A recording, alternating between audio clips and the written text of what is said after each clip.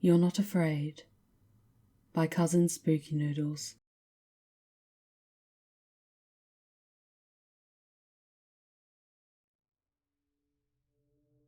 Dear reader, at the corner of Winter and Broad there is an abandoned house. Go into that house. The front door is closed but unlocked. Nobody lives inside. Not even homeless people would dare stay in a place like that for more than a night.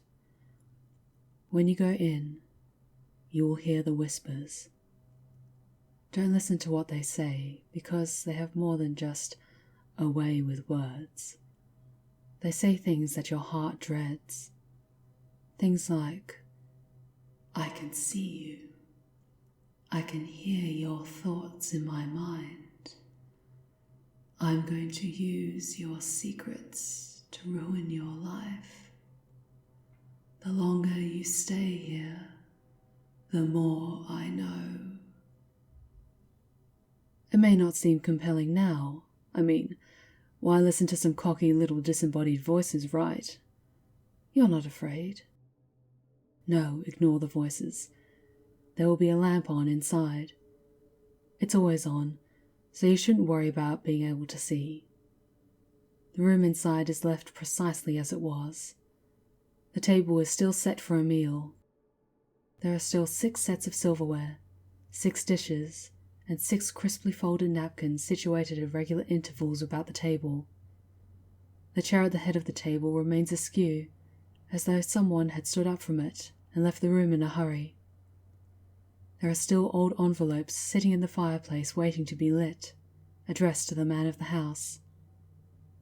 There are still 2 tall candles plugged into their sticks, hardly used, with droplets of wax paralyzed along their sides, their wicks blackened, but still long.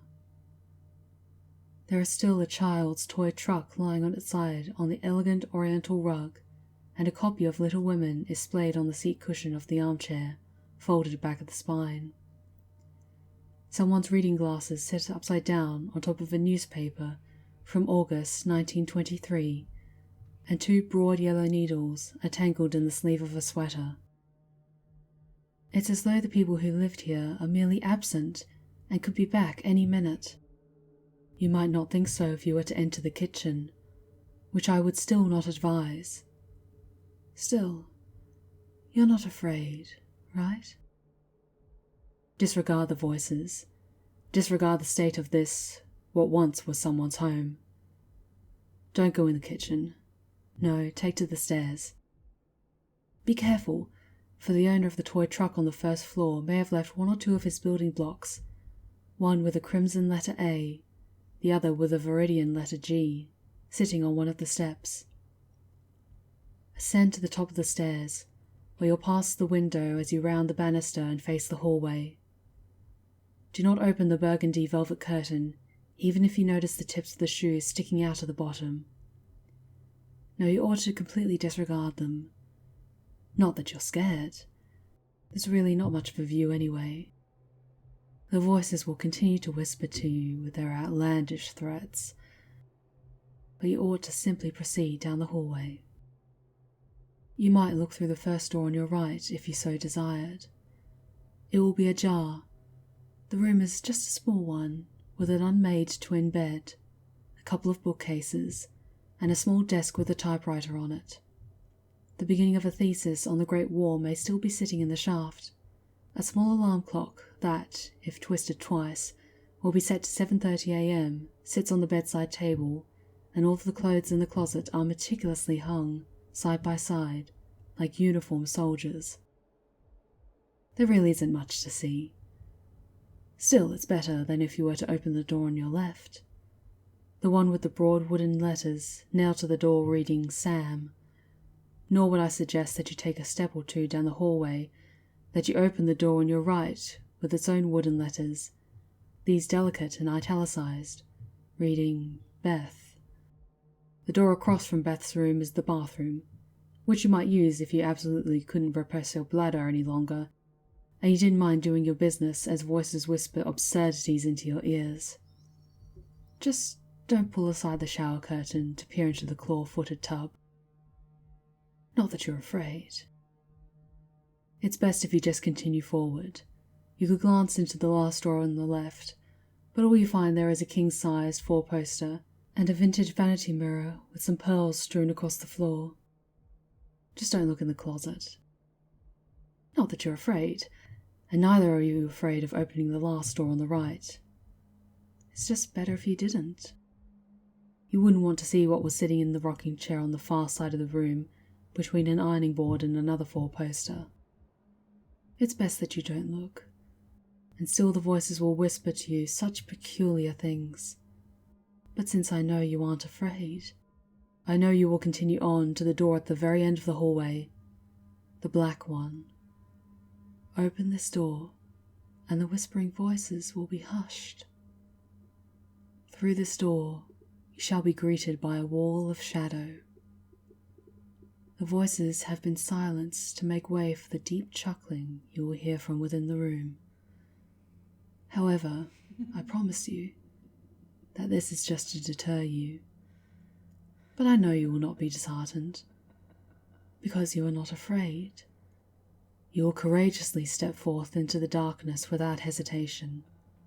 A shaft of light from the hallway will offer you very little breadth of vision, but still you will step onto the first stair, then the second, and the third. With each progressive step, the chuckle will become more and more audible. At first it will seem to be coming from the top of the stairs, but once you reach it, it will sound as if it is before you. Still, I know you are without fear. You will disregard this voice as you did all of the voices before. The owner of this chuckling voice will always sound as if he is just before you. But truthfully, he is just as ethereal as the other voices in the house. At times the voice will be distant, as if he is pacing about the room. At times he will be so close that if it weren't for the fact that you know your own voice, you might think that you were the chuckler yourself. But still, you're not afraid. Simply ignore the voice, even as your hands grope through the darkness against the bureaus and boxes, old furniture and toys. You will diligently proceed. At some point your hands may find the waist of a dress form, once owned by the lady of the house. If you follow its delicate shape to the left shoulder, you may find a small chain hanging just above it. Do not pull this chain, it turns on the light. If you do so, the chuckling voice will remain disembodied, and you don't want to meet the owner. Not that you're afraid. You must carry on through the darkness as you search for the leaden box. You will know it by its earthy metal chill on your skin. When you do, you may notice that the chuckler seems to have regressed to the far side of the room. You must open this box, for inside you shall find the key. As soon as you have it, you may leave the attic. The chuckler will rush up behind you, laughing hysterically, and you must escape the attic before you feel his hands upon you. Do not hesitate to slam the door behind you and use the latch below the doorknob to lock the chuckler inside. When you turn around, you'll see that all of the doors that were closed are now open, and the shoes below the curtain have disappeared. You have awoken the family, and they are rousing from their beds in each of the 6 rooms you passed. You must be swift. Close each of the doors as fast as you can, including the first one you saw, locking them as you did the attic. They will pound and kick against the wood of the doors from inside, but they cannot break through. If you have accomplished this in time, you have done well. I know you can do it, because you are not afraid. Now, you have the key. The dearly departed have been locked in their rooms, and you may proceed downstairs once more. The whispering voices will have returned, but they will be even more adamant than before. They will hiss at you furiously, abandoning their threats and choosing to insult you profanely instead. But you must still ignore them. You have come so far because you are not afraid, and neither are you afraid now. When you return downstairs, you ought to go into the kitchen. There is nothing to be found there now. You have locked her upstairs in her room. On the far side you will see a door, identical to the one through which you discovered the attic. Through it, You shall discover stairs going downward. The light switch shall be to your left, and you may turn it on because there is no chuckler in the cellar. Enter and close the door behind you. You must follow the stairs down and cross to the far side of the room. There isn't much in the cellar, some shovels, a rake, and other gardening tools mostly. The floor is even earthen, and there is a bulkhead leading out. This is your exit, but it is an old one. The door will not be easily opened. You will hear the banging continue from upstairs.